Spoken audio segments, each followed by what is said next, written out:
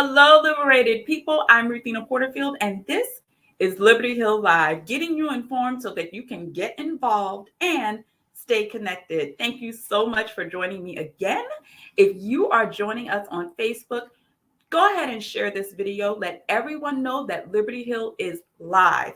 And if you're joining us on YouTube, don't forget to hit that subscribe button and the notification bell so that you always know what's happening in our community. Now, listen, it is November. It's the holidays. Can you believe it's almost the end of the year? It is the end of the year, and there's a lot going on. So let's jump right into some news. Let's find out what's happening from the top of the hill.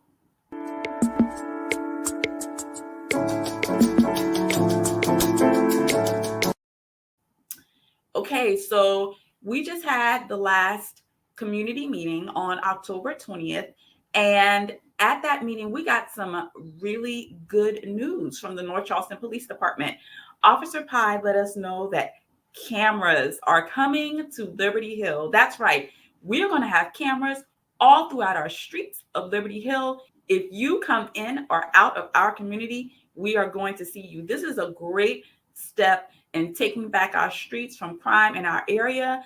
And the cool thing about this is those cameras are going to be equipped with audio and video capabilities. They're going to be able to get license plates, as well as you, the residents, are going to be able to go online and see what's happening on your streets. This is exciting news for us to take back Liberty Hill, take it back from crime, and make it ours the way it's supposed to be. I'm going to continue to keep you informed about that, but the camera should be here in February of 2023. We'll keep you informed about that as time progresses. Now, also at the meeting was Daryl Davis. He is the Director of Housing and Neighborhood Revitalization for Charleston County, and he came to inform us about all of the programs that Charleston County is doing and trying to implement to help with the housing crisis as well as affordable housing, and how Liberty Hill can take advantage of those programs. He gave some really good information about how we can get involved. And if you want to see that meeting in its entirety, it is still available. We always have our meetings up, so you can watch on our website at libertyhillcommunity.com. You can watch the meeting in its entirety so that you can see and get the information that you need about all the programs that they're offering, as well as about those cameras that we were talking about. Now, the next meeting is going to be on Thursday, November 17th, but that meeting is going to be in conjunction with our annual neighborhood Thanksgiving dinner. We are excited about this. There is going to be food, and more food and fellowship. Come on out on Thursday, November 17th to join in fellowship with your neighbors, your family, and your friends. Eat up, eat well. And this is also a great opportunity to find out what's going on Liberty Hill and to join the Liberty Hill Improvement Council. It's only $5 a month. You can bring your $5, join the Neighborhood Improvement Council, and get fed well. So make sure you come out on Thursday, November 17th at the Transit Center at 6 p.m. And then only a week later, not too far, a week later on Saturday, November 26th, we have a huge event happening. Christmas on the Hill, our very first Christmas on the Hill is happening. There's going to be a huge Christmas tree lighting. There's going to be ornament decorations, a Christmas gospel concert. There's going to be s'mores and hot chocolate for the kids. So many activities are going to be happening on that day. We want you to come out and join us. This is going to be huge, and we want to make this an annual event that everyone gets excited for. So join us for Christmas on the Hill on Saturday, November 26th. Now, this next segment is sponsored by, oh, who's that? Your Business Here. That's right. Liberty Hill Live is looking and getting ready to get sponsors for 2023. If you are a small business owner, Liberty Hill Live is a great place to advertise. We have 3 very affordable sponsorship packages priced with the small entrepreneur in mind. If you are just starting out in your home or you already have a brick and mortar space, you can get your business in front of the customers and clients who need to see it. And you can do that knowing that your advertising dollars are going right back into the community, who will then come back and support your business. That is how we recycle the Black dollar, people. So if you want your business here so that everyone can see it, please contact us at live@libertyhillcommunity.com. Email us. We will get you the information you need to get your name, business name, right here in front of all the customers and clients that need to see it. And you get to support the community as well. Hope to get those emails really soon. And here is a segment that you can sponsor. It's time for some Liberty Hill highlights.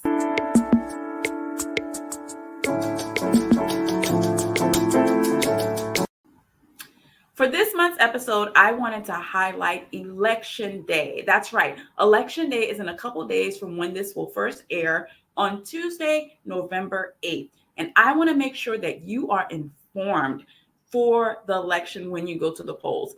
And the way to do that is to get you some information from someone who knows what they're talking about. So for this Liberty Hill Highlights, I was able to interview Greg Perry. He is the chairman of the Charleston County Democrats, and he's also a son of Liberty Hill. He grew up right across the street from Liberty Hill, and he went to Little Bethel right there on Nesbitt Avenue. And he has gotten super involved in the political process. I talked to him about that, about growing up and how it affected how he got involved. And he also gives us information so that we are armed and knowledgeable when we go to cast our vote. So take a look. So like during that time growing up, like, was that what sparked your interest into activism, political action? Like when was that birthed in you? No, absolutely. So I like I said, I grew up in Central Oaks right next to Liberty Hill. Right. My mom worked at National Linen, and my mom had an older coworker that lived in Liberty Hill on Gaynor. And I remember one day my mom said, I need you to mow Miss Naomi's lawn. So I was mowing Miss Naomi's lawn. I may have been 10 or 11 years old. The grass may have came to my waist. And after mowing that lawn all Saturday long, sweating, I asked my mom, I said, how much is she going to pay me? She said, she's not going to pay you anything. She said, you're doing this out of the goodness of your heart. And if you don't have any goodness, find some goodness and do it from that place. So from that day, from 10 or 11 years old, I have been doing what I've been doing out of the goodness of my heart. For a matter of fact, I like to tell individuals that I got the heart of a worshiper on Nesbitt, but I got the heart of a servant on Gaynor. It's hard to be a servant when you don't know who you're serving, right? And so I want to kind of transition into the importance of local elections, how those are the people who are serving you specifically. While we get out every 4 years to vote in a presidential election, more than likely, and really more so than not, the things that happen in Washington, D.C. either don't directly affect us or will not affect us for years. It is what happens in our city halls and in our county halls that directly affect us. I would like you to kind of expound on the importance of voting in the local election, specifically the one that's coming up on November 8th. No, you are absolutely correct. I think that people are so focused on presidential elections and they're focused on voting for U.S. Senate. And while that's important and absolutely necessary, and you should vote for those individuals, whatever makes you, I like to tell people, whatever makes you mad when you get in your car and you're driving down the street, it is not the job of your president to fix. It is the job of your county council and your city council and county elected officials. So on that local level to fix for you. And I think that we overlook races like county council. When you look at individuals on county council right now, we have a Democratic majority, And I'm really pushing individuals to go out to vote this year to make certain that we keep that Democratic majority on county council, because those individuals fund community projects. They fund mentoring programs and food banks, things that give individuals in communities that are going overlooked supplies to be able to take care of their families. So this year alone, we have 2 Democratic county council members who are running for re-election, and we need them to vote. We have county council seats up this year on November 8th. We also have probate judge that's up, which is super important. I cannot stress this enough. Because I've had to deal with it. I'm in the process of dealing with probate. And when you talk about our community, Liberty Hill, and I am going to take a note from you here, I like to call them the Hill community. So when you start talking about Liberty Hill, Days Hill, 10 Mile Hill, like all of the Hill communities, when you talk about those people, we are talking about ourselves and our lack of preparation when it comes to probate, wills, those types of things. And so we as a community are going to deal with probate more often than not. And so I wanted you to talk about that specific position. No, absolutely. So this year we have an important responsibility to elect the first black woman to the probate court. Tamara Curry. Tamara Curry is an amazing individual who has been working and has been working in the probate court for years. And Tamara, I like to tell people that she is one of the hardest working candidates that I've been able to meet. I am sometimes in McClellanville talking about voting, and she's there. I'm the next day in Johns Island talking about voting, and she's there. I'm in North Charleston, and she's there. And I told her, I said, I don't know if you're following me or if I'm following you. Either way, I am glad to see the fact that she's going out throughout the county, talking to individuals, sharing how important it is to vote in this election and what the probate court does for us. She is educating individuals all over, and our Black community is affected the most because we don't know how to defend ourselves and how to advocate for ourselves. But I think that we have someone who looks like us, who's running for us to fight for us. In that probate court position for Charleston County, it is very important that we get involved and that we vote this year. Yeah, that makes a difference. And we just voted the first Black woman onto the U.S. Supreme Court. Now let's deal with someone in the court that directly affects us. We have a huge opportunity. Those in South Carolina and Charleston County have a huge opportunity to repeat that same thing right here in Charleston. That's a big deal. So if you could say her name one more time so everyone is aware. Tamara Curry, she's amazing. She's running for probate court this year. And we need everyone that is able to voting. If all the individuals that are registered to vote just vote, we can win so many elections up and down the ballot. We can elect more Democrats, and we won't have to complain about how we don't have the investment we need in our state and in our communities if we just elect the right individuals. And I'll say, the largest voting block that we have is older folks. They vote all the time. That's what our young people ask about. We don't show up to vote. And I think one of the biggest reasons why young folks don't show up to vote is because they say their vote doesn't count, their vote doesn't matter. And I remember in 2018, I was passing out some literature about just voting during the last midterm election. And typically when you go around and you knock on doors or you talk to people, we have a list of all of the voters who normally vote during that election year. So we have a targeted list and we know who to talk to.